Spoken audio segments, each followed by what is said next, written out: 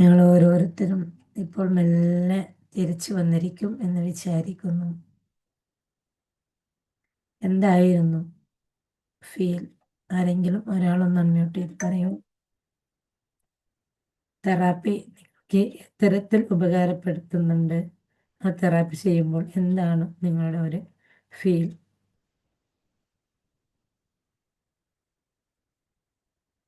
എല്ലാവരും തിരിച്ചു വന്നിരിക്കുമെന്ന് വിചാരിക്കുന്നു.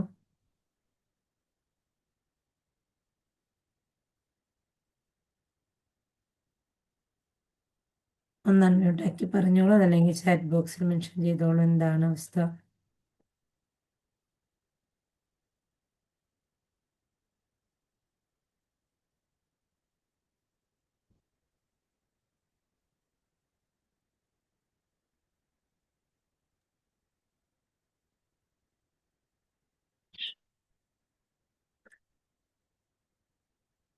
പെട്ടെന്ന് പറഞ്ഞോളൂ.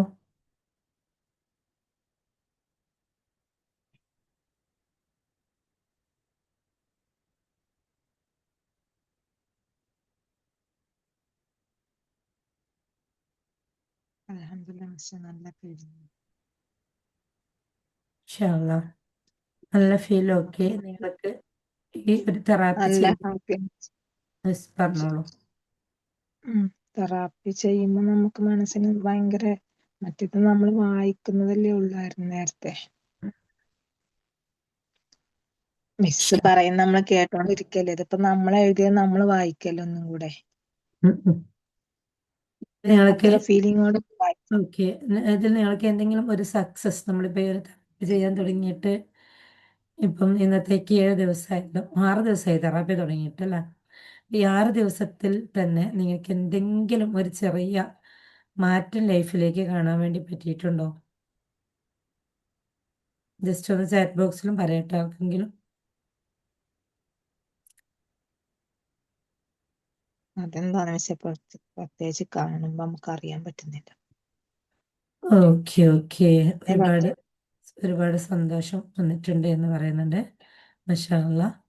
ഇനി ആർക്കെങ്കിലും എന്തെങ്കിലും പിന്നെ എന്താ പറയാ, ശാരീരികമായി അനുഭവിക്കുന്ന പ്രയാസമാണോ, അതല്ലെങ്കിൽ മാനസികമായി അനുഭവിക്കുന്ന പ്രയാസമാണോ, അതിൽ നിന്നൊക്കെ റിലാക്സ് ആവാൻ സാധിച്ചിട്ടുണ്ടോ എന്നുള്ളതൊന്ന് നോക്കുക. നിങ്ങൾക്ക് അത്തരത്തിലുള്ള പ്രയാസങ്ങൾ അനുഭവിക്കുന്നുണ്ടെങ്കിൽ അതിനെ തന്നെ ഫോക്കസ് ചെയ്തുകൊണ്ട് നിങ്ങൾ ആ ഗ്രാറ്റിറ്റ്യൂഡ് എഴുതുമല്ലോ. ഇന്നിപ്പം നമ്മുടെ ക്ലാസ് കഴിഞ്ഞിട്ട് ഇന്ന് ഉറങ്ങുന്നതിനേക്കാൾ മുമ്പ് നാളത്തേക്കുള്ളത് നിങ്ങൾ എഴുതി വെക്കുമല്ലോ. അങ്ങനെ ആ നാളത്തേക്കുള്ളത് ഇന്ന് എഴുതുന്ന സമയത്ത് നിങ്ങളുടെ ലൈഫിൽ ഉണ്ടാവണം എന്ന് നിങ്ങൾ ആഗ്രഹിക്കുന്ന, അതല്ലെങ്കിൽ ഉണ്ടായിട്ടും നിങ്ങളുടെ ജീവിതത്തിൽ നിന്ന് നഷ്ടപ്പെട്ടു പോയ അത്തരം സംഭവങ്ങൾക്കും കൂടി നിങ്ങൾക്ക് ഗ്രാറ്റിറ്റ്യൂഡ് പുസ്തകത്തിൽ എഴുതി വെക്കാം. ഞാൻ പറയുന്നത് മനസ്സിലാവുന്നുണ്ടോ? എന്തെങ്കിലും സംശയം ഉണ്ടെങ്കിൽ ചോദിക്കട്ടോ. അപ്പൊ ഇവിടെ നമ്മൾ ഓരോ ദിവസവും നമ്മുടെ ഗ്രാറ്റിറ്റ്യൂഡിന്റെ പുസ്തകത്തിൽ എഴുതി വെക്കുന്നുള്ളത് നമ്മളുടെ ലൈഫിലേക്ക് നമുക്ക് ലഭിച്ച് കഴിഞ്ഞ സംഭവങ്ങളെ കുറിച്ചിട്ടാണല്ലേ നമ്മൾ എഴുതി വെക്കുന്നുള്ളത്. ഈ ലഭിച്ചു കഴിഞ്ഞ സംഭവങ്ങൾ നമ്മൾ എഴുതി വെക്കണം, അതിന് നമ്മൾ ഗ്രാറ്റിറ്റ്യൂഡ് പറയണം. ഓക്കെയാണ്. എന്നാൽ നമ്മൾ ഒരുപാട് നാളായി ആഗ്രഹിക്കുന്ന ഒരു സംഭവം ഉണ്ടാവും, നമുക്ക് ലഭിക്കണം എന്ന് ആഗ്രഹിക്കുന്ന ഒരു സംഭവം ഉണ്ടാവും, അതല്ലെങ്കിൽ മാറിക്കിട്ടണം എന്ന് ആഗ്രഹിക്കുന്ന പ്രയാസം ഉണ്ടാവും, അല്ലേ? അത്തരത്തിലുള്ള സംഭവങ്ങളില്ലേ നമ്മുടെ ലൈഫില്?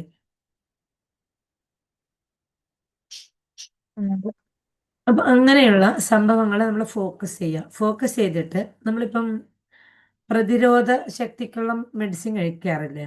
രോഗങ്ങൾ വരുന്നതിനേക്കാളും മുമ്പ് തന്നെ നമ്മൾ, അതിൽ പ്രത്യേകിച്ചിട്ടും ചിക്കൻ ബോക്സ് അങ്ങനെയൊക്കെയുള്ളതൊക്കെ വരുന്ന സമയത്ത് നാട്ടിൽ ആർക്കെങ്കിലും വന്നു പോയിട്ടുണ്ടെങ്കിൽ തന്നെ ചിലപ്പോൾ അതിന് മുമ്പ് തന്നെ പ്രതിരോധ മരുന്നെടുക്കും, അല്ലേ? അപ്പൊ അങ്ങനെ പ്രതിരോധ മെഡിസിൻ നമ്മൾ കഴിക്കുന്നത് പോലെ നമ്മൾ എന്ത് ചെയ്യണം എന്നറിയോ? ഇത്തരം സംഭവങ്ങൾ നമുക്ക് ഇതുവരെ ആയിട്ടും എത്ര ശ്രമിച്ചിട്ടും നമുക്ക് സാധിപ്പിച്ചെടുക്കാൻ വേണ്ടി പറ്റാത്ത, എത്ര മെഡിസിൻ കഴിച്ചിട്ടും നമുക്ക് ചിലപ്പോഴെങ്കിലും മാറ്റം വന്നു എന്ന് തോന്നാത്ത, അങ്ങനെയുള്ള എന്തും ആയിക്കോട്ടെ, നമ്മളെ ബുദ്ധിമുട്ടിക്കുന്ന ഏത് പ്രതിസന്ധി ആയിക്കോട്ടെ, അതിന് നമ്മൾ എഴുതി വെക്കുക. ജസ്റ്റ് വൺ ആർക്കെങ്കിലും അങ്ങനെയുള്ള ഒരു സംഭവം ഉണ്ടെങ്കിൽ അത് റിയലായി പറയുകയാണെങ്കിൽ ഞാൻ ഒന്ന് ഉദാഹരണം കറക്റ്റ് പറഞ്ഞുതരാം. നിങ്ങൾക്ക് മാറിക്കിട്ടണം എന്ന് ആഗ്രഹിക്കുന്നതോ അതല്ലെങ്കിൽ ഒരുപാട് ശ്രമിച്ചിട്ട് ലഭിച്ചിട്ടില്ല, അത് ലഭിക്കണമെന്ന് ആഗ്രഹിക്കുന്നതോ ആയ എന്തെങ്കിലും ഒരു കാര്യം. അങ്ങനെ നിങ്ങൾക്ക് ഏതെങ്കിലും ഒന്ന് മാറ്റണം എന്നുണ്ടെങ്കിൽ മാറാൻ അള്ളാഹുവിന്റെ സഹായം നമുക്ക് പെട്ടെന്ന് ലഭിക്കാൻ ആഗ്രഹിക്കുന്ന വിഷയങ്ങൾ ഒന്ന് അഡ്രസ്സ് ചെയ്യാം.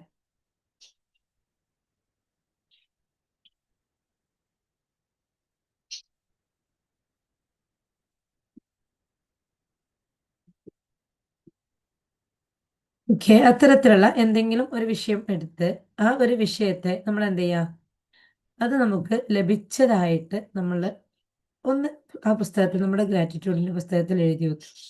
അതങ്ങോട്ട് എഴുതിയിട്ട്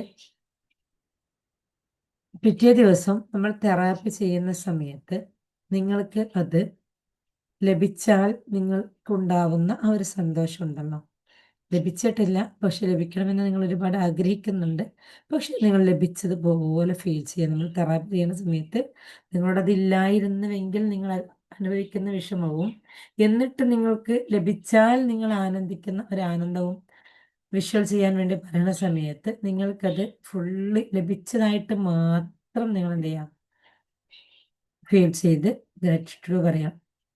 അത് ആ ഒരു സെയിം പോയിന്റ് എന്താണോ നിങ്ങൾക്ക് അത്രമാത്രം ആഗ്രഹിച്ചിരിക്കുന്ന സംഭവം, അത് കുറച്ച് ദിവസം കണ്ടിന്യൂ ചെയ്യാം.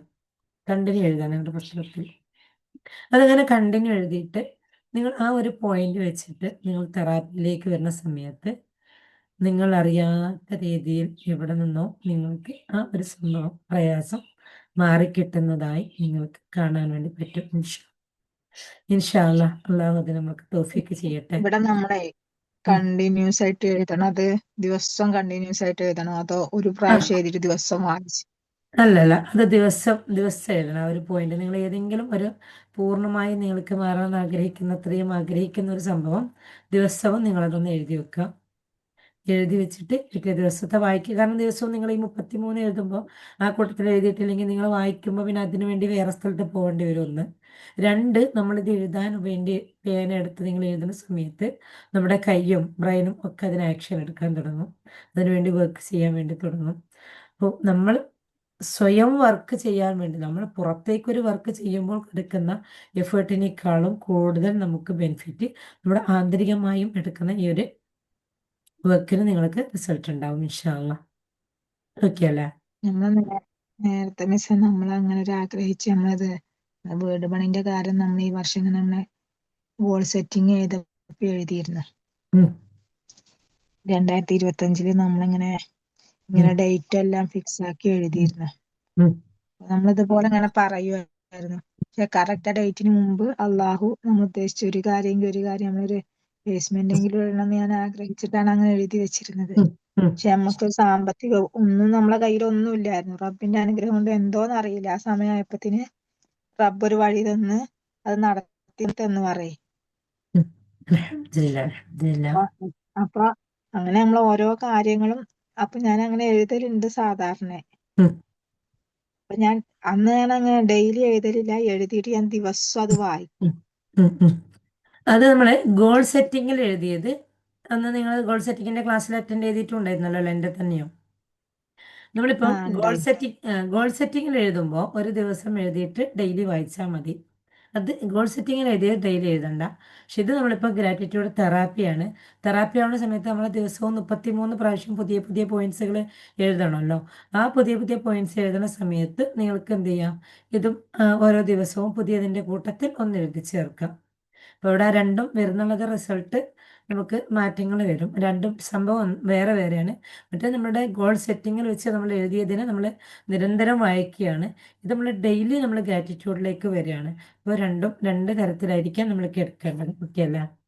മറ്റേ ഗോൾ സെറ്റിങ്ങിൽ എഴുതുമ്പോൾ നമ്മൾ ഡെയിലി എഴുതണ്ട, ഒറ്റ പ്രാവശ്യം മാത്രമേ നമ്മൾ എഴുതേണ്ടതുള്ളൂ. അപ്പോൾ നമ്മൾ ലൈഫ് ലോങ് നമ്മൾക്ക് ലഭിച്ചിരിക്കേണ്ട ഒരുപാട് കാര്യങ്ങളായിരിക്കാം നമ്മൾ ഗോൾ സെറ്റിങ്ങിലേക്ക് എഴുതുന്നത്. പക്ഷെ ഇവിടെ ഗ്രാറ്റിറ്റ്യൂഡിൻ്റെ ഈ ഒരു പുസ്തകത്തിൽ നമ്മൾ എഴുതി വെക്കുന്നത് അത്രയും മൈന്യൂട്ടായ വിഷയങ്ങളായിരിക്കാം ചിലപ്പോഴെങ്കിലും. പിന്നെ അൽഹംദുലില്ലാ, എന്തായാലും നമ്മൾ എഴുതി വെച്ചിരിക്കുന്ന ആ ഒരു സംഭവങ്ങളുണ്ടല്ലോ, ഈ എഴുതി വെച്ച സംഭവം എങ്ങനെയാണ് പെട്ടെന്ന് പ്രവർത്തനത്തിലേക്ക് എത്തുന്നതെന്നറിയോ? അതില്ല മിസ്സേ, എപ്പോഴും നോക്കിയിട്ടുണ്ട്. യെസ്, അവിടെയാണ് ഓരോന്നും നമുക്ക് നമ്മളിങ്ങനെ എഴുതി വച്ചിരിക്കുന്ന ഒരു സംഭവം നമ്മളത് ലഭിച്ചതായി നമ്മൾ എഴുതുന്ന സമയത്ത്, ലഭിച്ചതായി നമ്മളത് മനസ്സിലാക്കുന്ന സമയത്ത് നമുക്കറിയാൻ വേണ്ടി പറ്റും നമ്മളുടെ മൈൻഡ് എന്ന് പറയുന്നത് കോൺഷ്യസ്, സബ് കോൺഷ്യസ്, അൺകോൺഷ്യസ് അല്ലെ, ഈ മൂന്ന് തലങ്ങളാണ് പ്രധാനപ്പെട്ട മൈൻഡിനെ കുറിച്ച് നമ്മൾ പഠിക്കുന്ന തലങ്ങൾ അല്ലേ. അപ്പൊ നമ്മൾ എന്നും നമ്മൾ ആക്ഷൻ എടുക്കുന്നുള്ളത് നമ്മുടെ കോൺഷ്യസിലാണ്. ഇവിടെ നമ്മൾ എന്നും ആക്ഷൻ എടുക്കുമ്പോൾ കോൺഷ്യസിലായതുകൊണ്ട് കോൺഷ്യസ് മൈൻഡ് എന്ന് പറയുന്നത് നമ്മളിൽ നിന്ന് പ്രവർത്തിക്കുന്നത് വെറും 10% മാത്രമാണ്.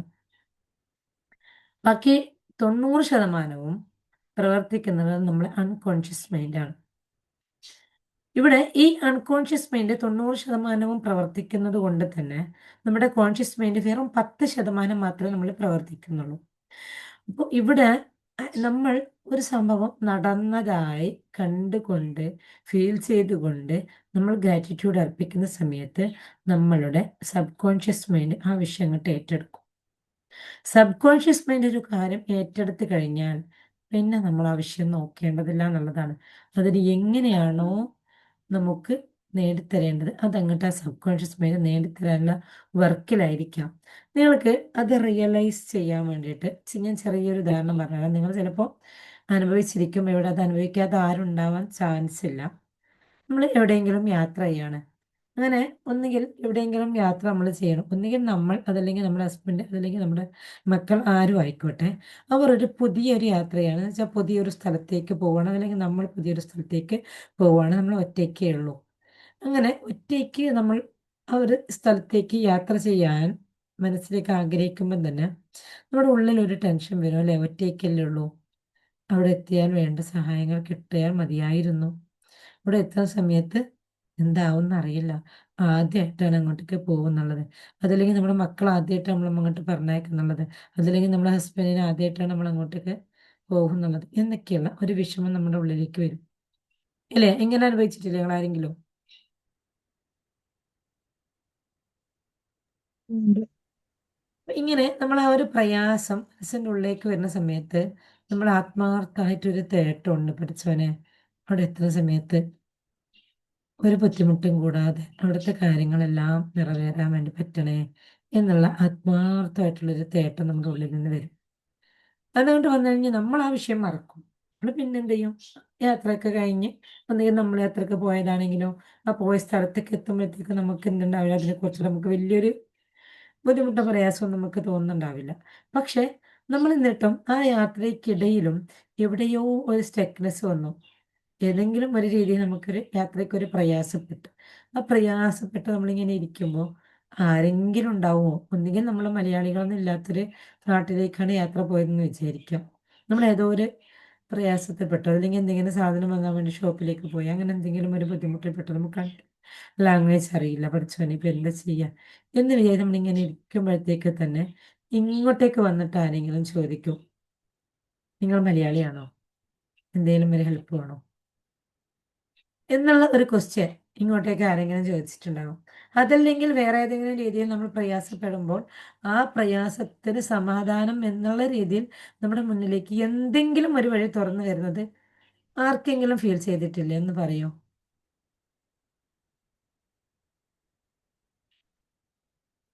ഇല്ലേ?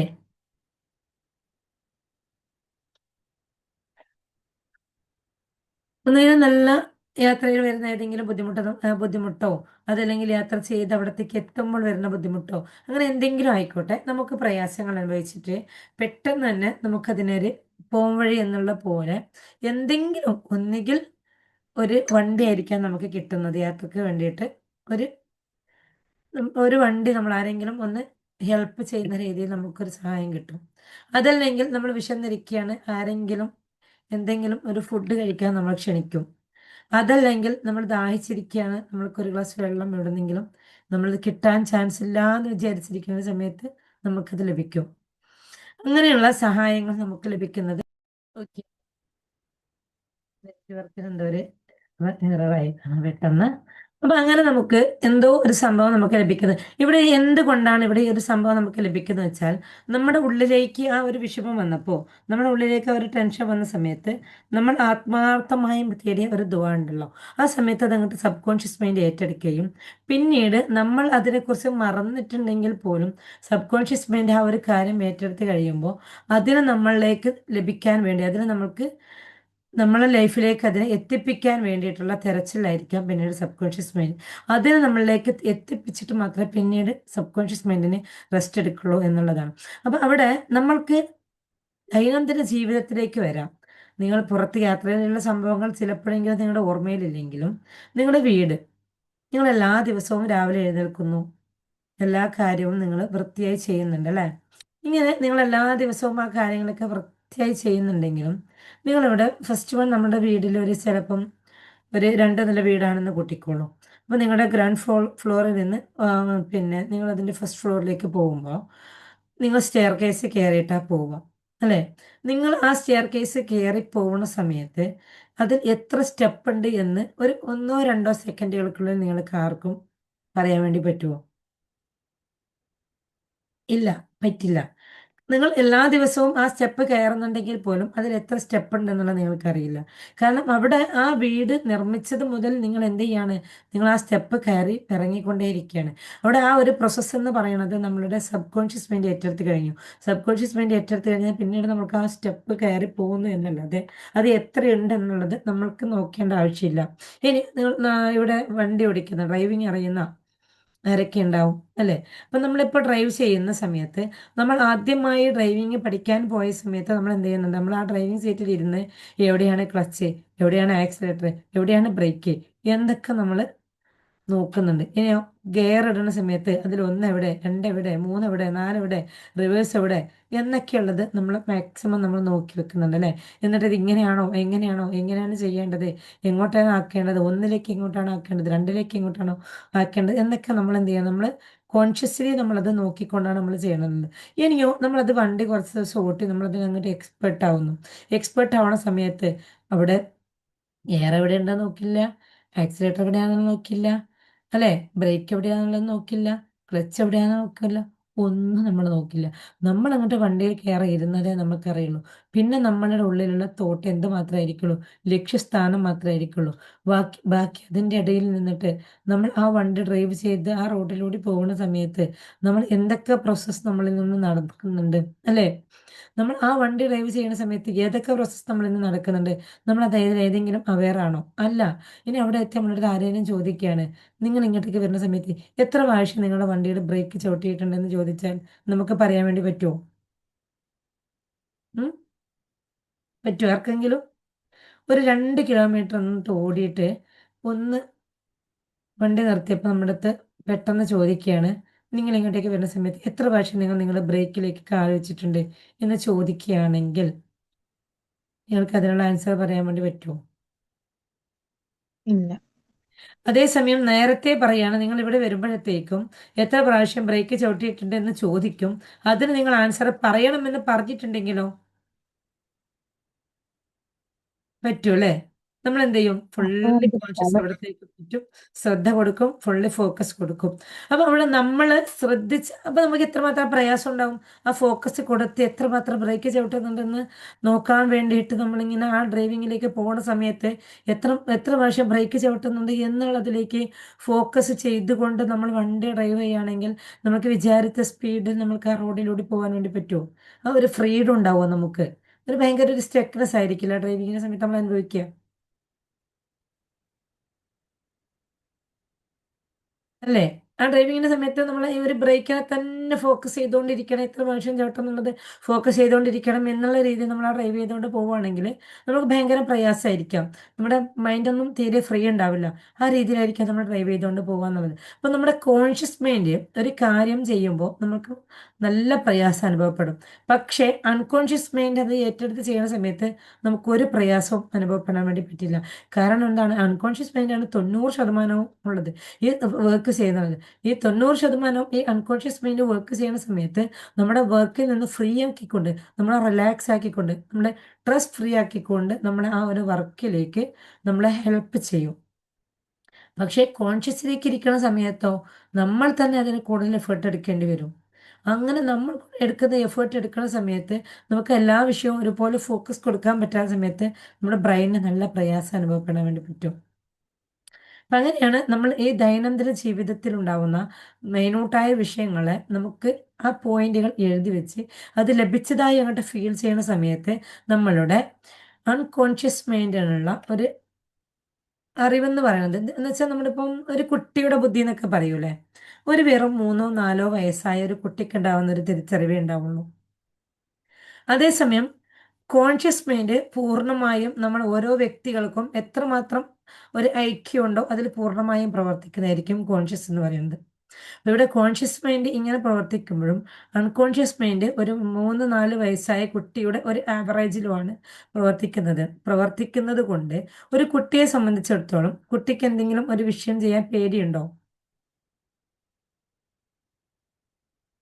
കുട്ടിക്ക് പേടിയുണ്ടോ? കുട്ടിക്ക് മടിയുണ്ടോ? ഇല്ല. ഒരു ദിവസത്തിൽ നമ്മുടെ വീട്ടിലുള്ള കുട്ടി എത്ര പ്രാവശ്യം സ്റ്റെയർ കേസ് കയറി മുകളിൽ പോയി താഴേക്ക് വരുന്നുണ്ടാവും? നമ്മളോട് 2 പ്രാവശ്യം പറഞ്ഞു നോക്കി, ഞാൻ ഇപ്പൊ പോയി വന്നതേ എനിക്കിപ്പോ പോവാൻ വേണ്ടി പറ്റില്ല എന്ന് പറയും അല്ലേ?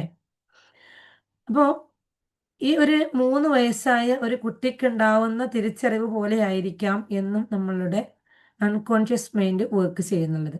അതുകൊണ്ട് തന്നെ ഈ അൺകോൺഷ്യസ് മൈൻഡിന് ഇതിന്റെ ശരിയും തെറ്റും മനസ്സിലാവില്ല. ഇത് യാഥാർത്ഥ്യമാണോ മിഥ്യയാണോ എന്നുള്ളത് തിരിച്ചറിയാൻ വേണ്ടി പറ്റില്ല.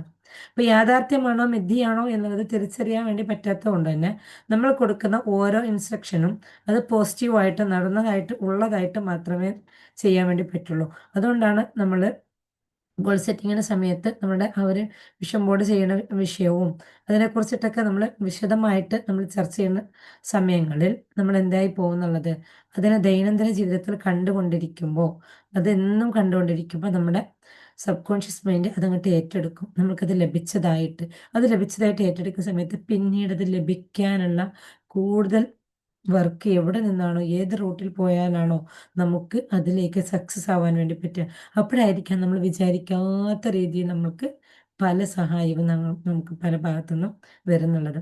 അപ്പൊ ഇവിടെ സത്യം പറയുകയാണെങ്കിൽ ഈ ഒരു അൺകോൺഷ്യസ് മൈൻഡ് ഇതങ്ങോട്ട് ഏറ്റെടുത്തു എന്ന് പറയുമ്പോൾ ഇവിടെ റബ്ബ് സുബ്ഹാനഹു വ തആലയിലേക്ക് നമ്മൾ സറണ്ടറായി, നമ്മൾ തവക്കുലായി, ഇവിടെ അള്ളാഹുവിലേക്ക് നമ്മൾ ഏൽപ്പിക്കുകയാണ്. അവിടെയാണ് നമ്മൾ ആ ഒരു വിഷൻ ബോർഡിലും ഗോൾ സെറ്റിങ്ങിലും വരുന്നതിനേക്കാളും കൂടുതൽ നമുക്ക് അൽഹംദുലില്ലാ റിസൾട്ട് കൂടുതൽ കിട്ടാനുള്ള ഒരു കാരണം അവിടെ ഒരു ഗോൾ സെറ്റിംഗ് എന്ന് പറഞ്ഞ് നമ്മൾ എഴുതി വെച്ച സംഭവം നമ്മൾക്ക് ലഭിപ്പിച്ച് തരേണ്ടത് നമ്മുടെ റബ്ബാണ് അല്ലെ?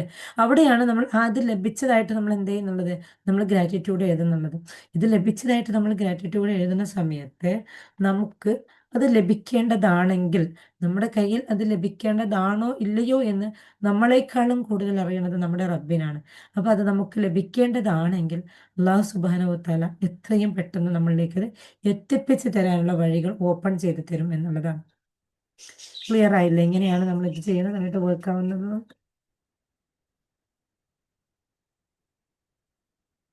ഓക്കെ. ക്ലിയർ ആയി മിസ്. ഓക്കെ. അപ്പൊ ഇൻഷാ അല്ലാ അപ്പൊ അങ്ങനെയാണ് നമ്മളിലേക്ക് ആ ഒരു ഗോൾ എഴുതി വെച്ചതിനേക്കാളും നമുക്ക് അഡ്വാൻസ് ഗ്രാറ്റിറ്റ്യൂഡിലേക്ക് പോകുന്ന സമയത്ത് നമുക്ക് ഇൻഷാ അല്ലാ റിസൾട്ടിലേക്ക് വരുന്നുള്ളത്. അപ്പൊ എന്തായാലും അൽഹംദുലില്ലാ നമുക്കിത് ഫോളോ ഇത് ചെയ്യാം. മിസ് അഡ്വാൻസ് ഗ്രാറ്റിറ്റ്യൂഡ് ആണോ? യെസ്, ഇതിന്റെ പേരാണ് അഡ്വാൻസ് ഗ്രാറ്റിറ്റ്യൂഡ്.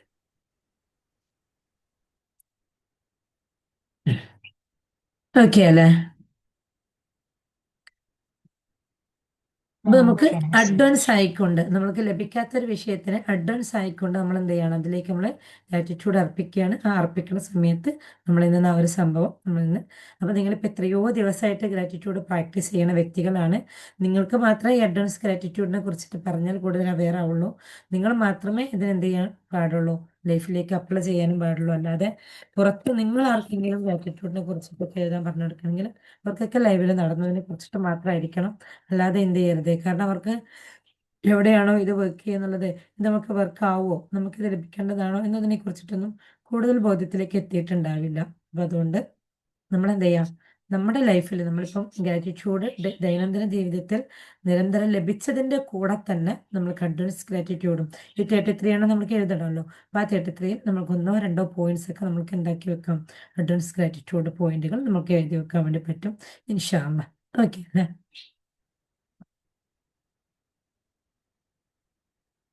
ഓക്കെ, അപ്പൊ എന്തായാലും എല്ലാവരും കൃത്യസമയത്ത് തന്നെ ജോയിൻ ചെയ്യാം. സ്റ്റാർട്ടിങ്ങിൽ നിന്ന് കുറച്ച് പേരെ എത്തിയിട്ടുണ്ടായിരുന്നുള്ളൂ അല്ലേ? കൃത്യസമയത്ത് തന്നെ വരാൻ വേണ്ടി നോക്കുക ഇൻഷാ അള്ളാ. എന്തായാലും നമ്മൾ പറഞ്ഞതും കേട്ടതൊക്കെ നമ്മുടെ ലൈഫിലേക്ക് അല്ലാഹു സ്വാലിഹായ ഒരു അമലാക്കി മാറ്റട്ടെ. കൂടുതൽ ആളുകളിലേക്കും നമുക്ക് ഇത് എത്തിപ്പിക്കാൻ വേണ്ടി പറ്റട്ടെ. അതിന് നിങ്ങളുടെ ഹെൽപ്പ് വേണം.